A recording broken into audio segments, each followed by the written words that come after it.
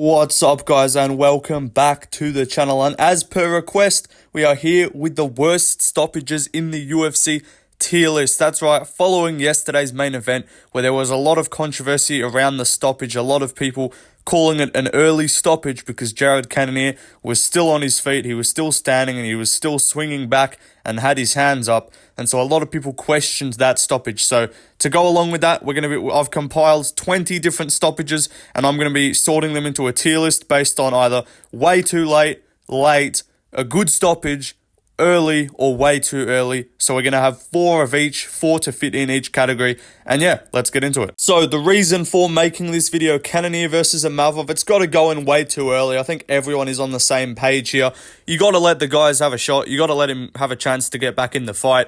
Cannonier he was clearly rocked. And honestly, I think if they'd stopped it like a couple seconds before that, when he was actually just full running into the cage, it actually wouldn't have been as bad. But they let it go too long, and then he actually recovered, and then we were like, okay, he's fine.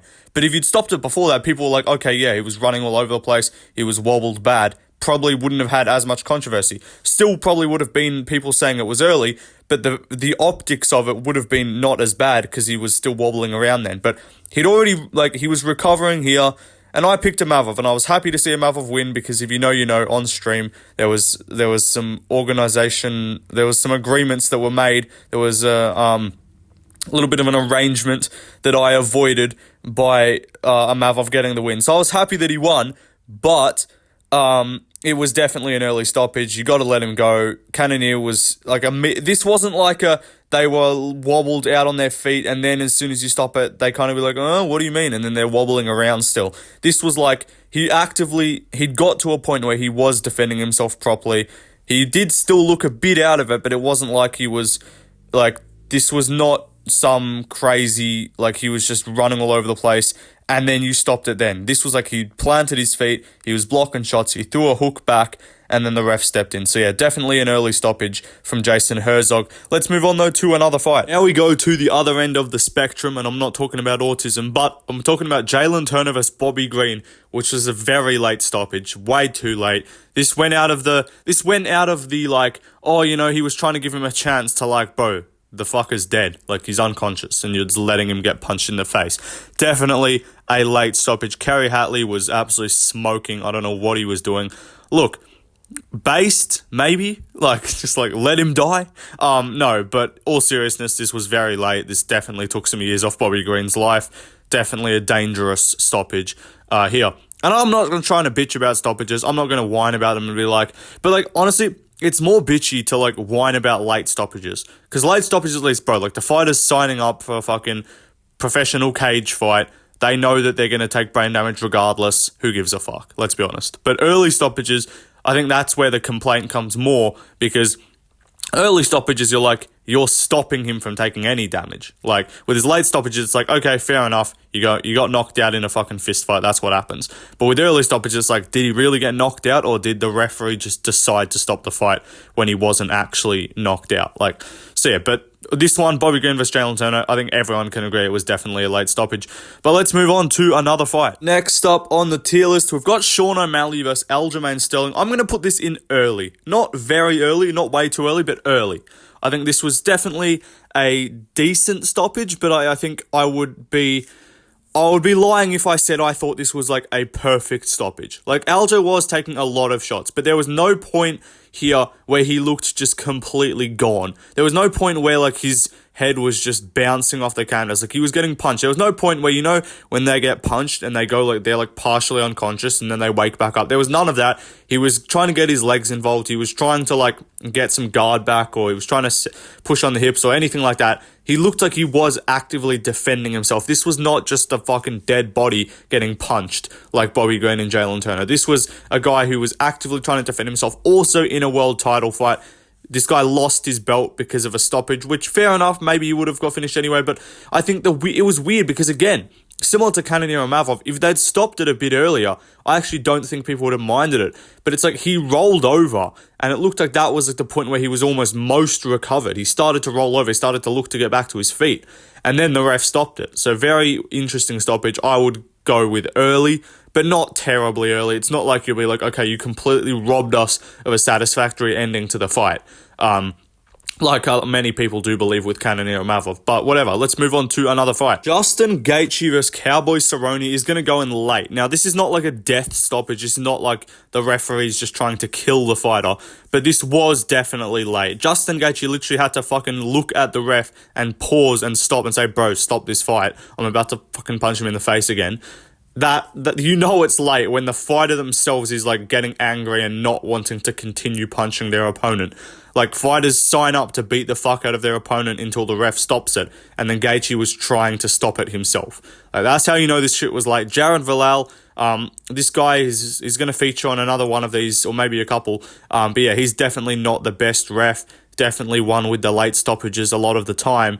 So yeah, not good stuff from him, and this was definitely a late stoppage. But it's not like the guy was unconscious. It was just like, he's clearly not defending himself. There's no reason to punch him more times. That's what this stoppage was.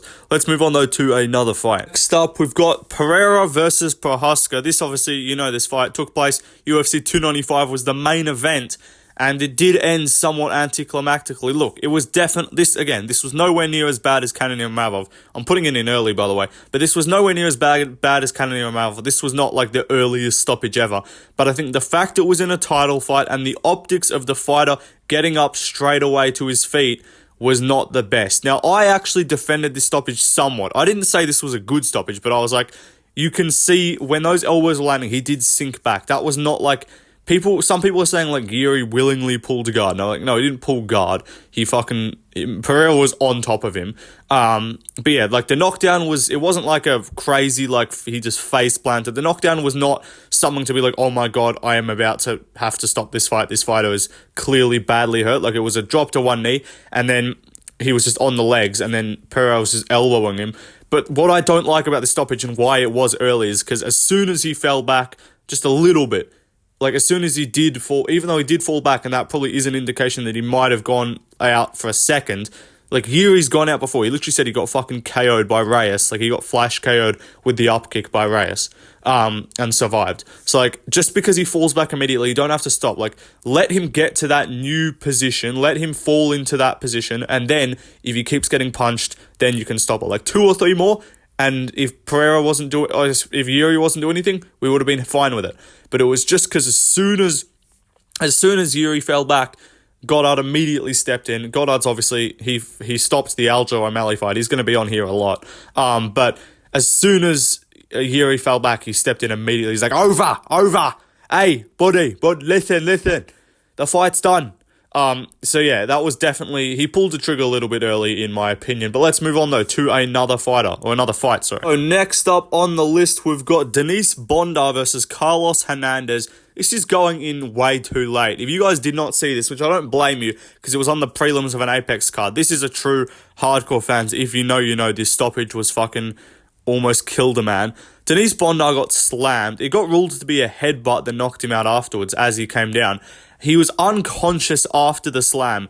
The referee let not 1, not 2, not 3, but like 9 fucking follow-up elbows, not even punches, like full blunt on, like not 12-6, but like sideways 12-6 elbows to his fucking face while this guy's just unconscious. His arms are just flailing around, and the referee didn't stop it until like 2 seconds left in the fight. Like, I think he was trying, what was this guy doing? Was he trying to let him get to the end of the fight and be like, "All right, guys, let's go to the decision.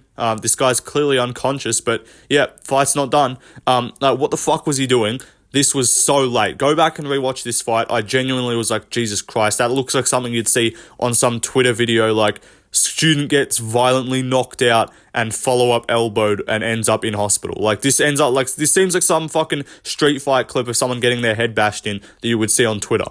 Like, that's what this shit looked like. It was fucking terrible. Way too late. Let's move on, though, to another fight. Next up on the list, probably the most infamous early stoppage in UFC history. Kutalaba versus Ankalaev won. Obviously, way too early. This is like the epitome of what the fuck are you doing? Why did you stop the fight? This fucking fat referee, I think his name's Kevin McDonald, fucking eating too much McDonald's by the looks of it. But like, this little fat midget was like, Kutalaba got kicked in the head once, got kicked like on the arms, and he just started pretending to wobble around. He was playing possum, right? And this ref was immediately just like jittering around, looking and shit, going like, oh, do I stop it? And then like, bro, what are you doing? Get out the way. It looked like he was almost trying, like, he almost got in Uncle Ive's way because he was trying to get that close. Like, bro, chill, step back. He wasn't even like getting like hit in the head clean. He was clear. We knew he was playing possum. He was trying to like fake out Uncle Ive. And then like the shot, like, and then as Kutalaba throws a fucking overhand, the referee just steps in between them. Like, what are you doing, you retard? This has got to be the worst stoppage in UFC history because, like, it was recognized to be so bad that they booked an immediate rematch because everyone's just like, yeah, we learned nothing about this fight. Like, that was clearly a bullshit stoppage. So, yeah, one of the earliest stoppages in UFC history that I can remember, and was probably, like, until the Cannonier-Mavov one. I still think this was earlier than that because, like, we know at least Cannonier was actually hurt, whereas Kutalaba was playing possum. But, yeah, this was, like, clearly number one, and now people are being like, oh, was this worse? And it's like, no, it wasn't, but it was still very bad. But, yeah, Kutalaba vs. Uncle Ive, definitely a terrible stoppage. Let's move on, though, to another fight. Next up on the list, I'm going to go with Makhachev vs. Volkanovski. I'm going to chuck this in late. People might disagree with this. I saw some people saying early. Maybe they were joking. They should have. I hope they were joking. But like the kick itself was done. Like if you'd actually stepped in after the kick, Volkanovski was not recovering. He probably would have just wobbled around the cage, and then they would have been like, okay, yeah, it's done. But like Islam, he had his like head on his knee, and then he was just like hammer fisting him in the head a bunch of times. Like terrible stoppage. Not crazily late, like Volk wasn't just completely unconscious, but you could tell he was not with it when he was getting hammer fisted. So yeah, definitely late in my opinion. Let's move on though to another fight. Next up, we got Adesanya versus Pereira when Pereira TKO'd him in the 5th. I'm going to say this was a little bit early. Botched. I was still moving. Trust. But no, this was, I think, a little bit of an early stoppage. Not terribly early though, because the difference between this and the Amavov one, like, and I was like, oh, it was pretty similar to the Adesanya Pereira one, but then I'm like, nah, it wasn't, because, like, Adesanya went down, and then obviously when this actually got stopped, Adesanya's head was just rocking back and forth on the ground, his hands were not up, he said he was ready to slip shots, he was clearly not, he looked more, but the difference is, I actually think that if you'd stopped the Cannonier-Mavov fight when Cannonier was wobbling around, as I said, I think it would have been a similar sort of reception to the stoppage as Adesanya versus Pereira. But I think with Pereira, it was like, he was still getting punched, because it was the timing of it. Because with Pereira, Adesanya was still getting punched while looking rocked, while not defending himself. But with Cannonier, the stoppage came when Cannonier actually started defending himself, not before that. So I do think this stoppage was a little bit early. Also, we got robbed of seeing Adesanya just get kneed in the face because like he was about to cop like a knee or an uppercut and just go unconscious. So we got robbed of that. Mark Goddard, listen, I'm stopping this fight.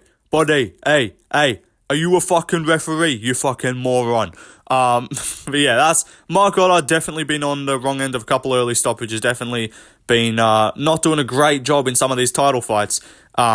But, yeah, I would say this one was a little bit early. Let's move on, though, to another fight. Next up, we got Pavlovich versus Lewis, and I'm going to put this in way too early. Now, maybe you could say this was just early, maybe not way too early, but Lewis didn't look, like, crazily hurt. Like, he got dropped, and the optics of it were bad. I get that, because he did look like he face-planted, but he got back up immediately. And that's the thing. You can let them take, like, 2 hammer fists just to make sure that they're not out. I'm not saying let them take 20, but, like, when Lewis goes down, let's say he's actually fully unconscious. Like, if he's fully unconscious, you should be able to tell that. But you shouldn't need to step in straight away, because Lewis got back up immediately. This was not as bad, so maybe this should be in the tier above, but this is not because this ain't as bad as, like, Cannonier Amavov, because at least, like, this had a knockdown. So this was like, okay, I get it, and he face-planted. But he got back up straight away. So I would say this is way too early. Lewis immediately protested. He didn't even look wobbly when he got back up. And the crowd and it was like fucking 50 seconds into the fight too. So, yeah, you gotta let it go just a little bit. Let's move on though to another fight. Next up, we got Francisco Trinaldo versus Jai Herbert, the infamous stop the fight.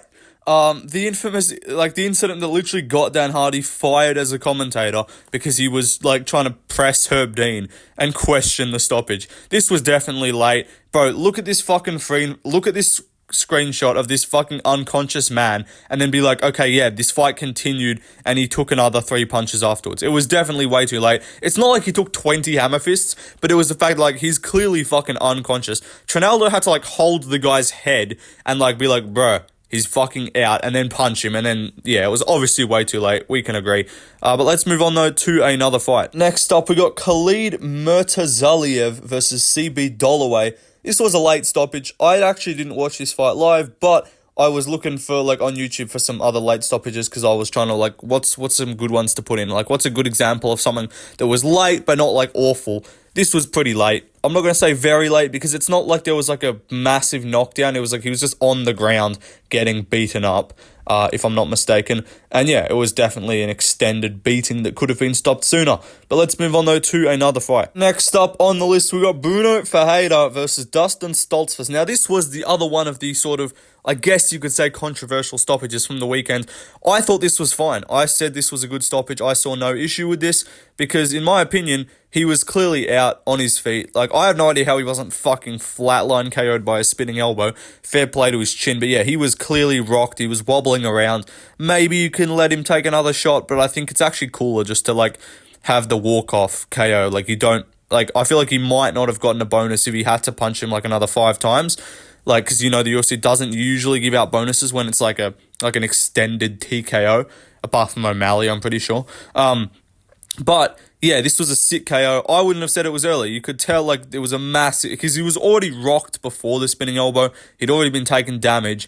And then the spinning elbow pretty much KOs him. He's wobbling around on the feet. The way Herzog stopped it was a bit weird because it seemed he sort of stepped in immediately as the elbow landed, but then didn't wave his hands. And then was kind of confused and looked at Stoltzfus and I was like, oh, yeah, all right, I'll call it. So weird timing with it, but I still think this was an example of a good stoppage, unlike the one in the main event. But let's move on, though, to another fight. Next up, we got Pat Barry versus Chet Congo, and this was good work by the referee. This was a good stoppage. This was well done by the referee, and probably one of the most watched clips of, like, how the fuck did this guy survive ever, and an example of why referees should give fighters a chance to survive. And this is not like let them get punched unconscious, but like if a fighter is still defending themselves, which Chet Congo was, it was questionable. And look, would people have complained about would people have complained if the ref stopped this? Probably not. But then we wouldn't have got to see this sick comeback, and then he just sleeps Pat Barry. It was incredible stuff,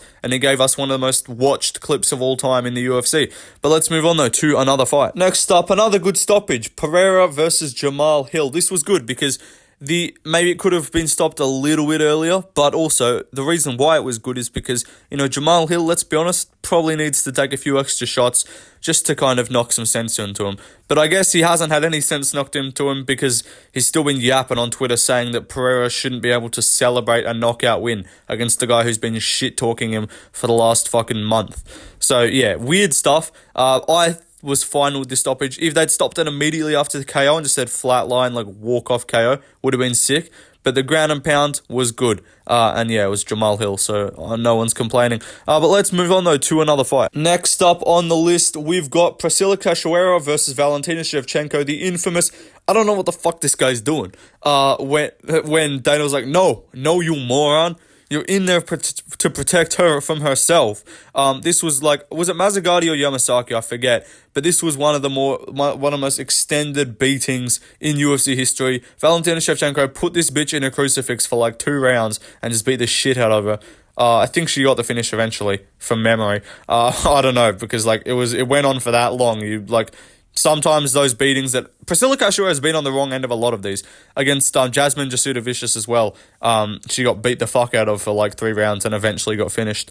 And it's really annoying because I wanted it to go to the scorecards and because we were robbed of hearing 30-24, which would have been very funny.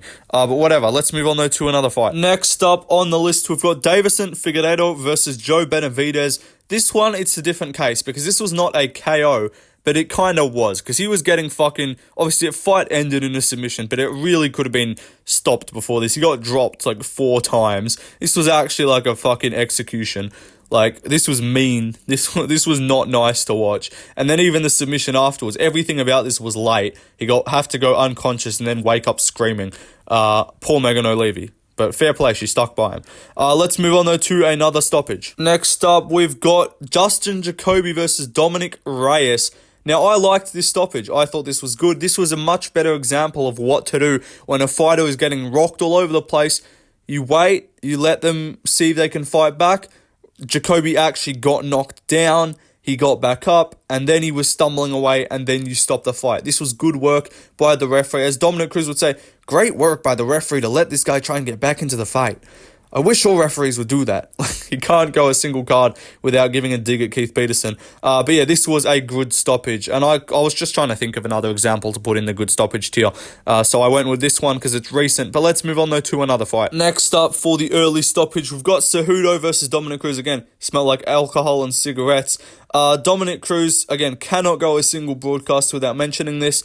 Always has to talk about Keith Peterson whenever he gets the chance. But yes, this was definitely early. Look, the initial knockdown was pretty bad. He was taking some shots, but he was working back up as they stopped the fight. So I do believe they definitely should have given Dominic Cruz more of a chance to recover. Would he have lost the fight? Maybe, but I don't think he would have got finished. So, you got to let him work back into it. The round was about to end. And again, I know I criticized the guy before for waiting and almost seeming like he was trying to let the guy get to the end of the round. But this is different. If they're not unconscious, you don't have to stop the fight. You can let them get to the end of the round if they're working back up. Take a couple shots. They get the minute to recover. As long as they're not out cold, you can let them go a couple seconds and then make it to the end of the round. Let's move on, though, to the last fight. Ben Askren versus Robbie Lawler. This was a great example of referees stop. This was probably one of the most famous examples of a referee stopping a submission before the guy tapped. There's been a lot of them in UFC history, but this is probably one of the most. This and the Tim Sylvia one with Herb Dean. That was another one. But then, yeah, there's been a couple since then. But I think this was probably one of the most notable ones where the referee stopped it before the guy tapped.